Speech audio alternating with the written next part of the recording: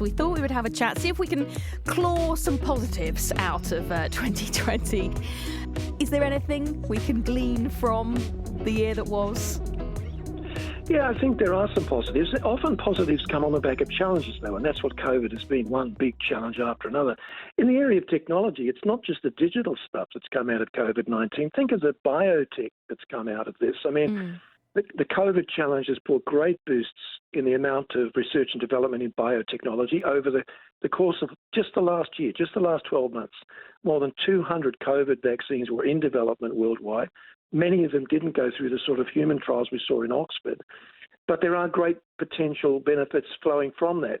The Oxford team right now apparently are working on the final stages of human trials on a vaccine for malaria.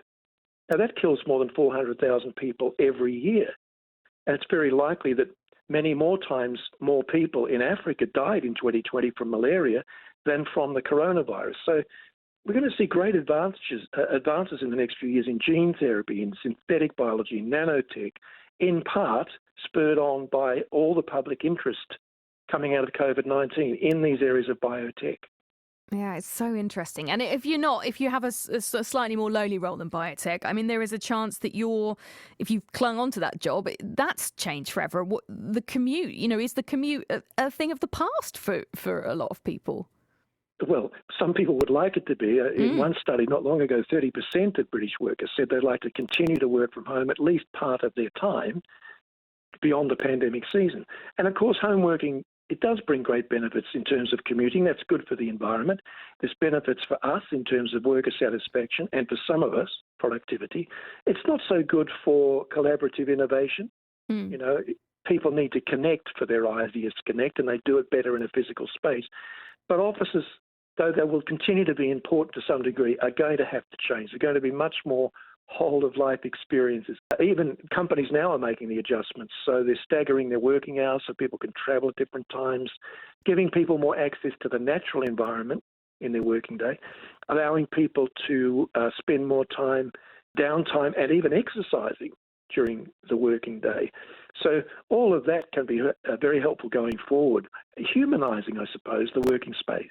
Yeah, absolutely. And the other thing I thought was really interesting was this balance. It feels like the focus on mental health this year has been more. I mean, this is a physical health pandemic we are going through, but yet there's the argument that, the absolutely safest thing we could all do is to stay at home.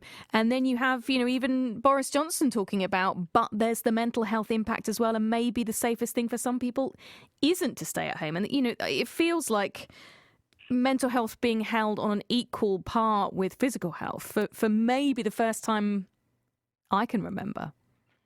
Well, that is a positive with COVID-19, isn't it? And I mean, COVID's no one's friend. We know that so many people have suffered directly and indirectly because of it. But when it comes to its effect on mental health, I think the data hasn't come in yet. It won't come in until sometime after vaccines have been rolled out.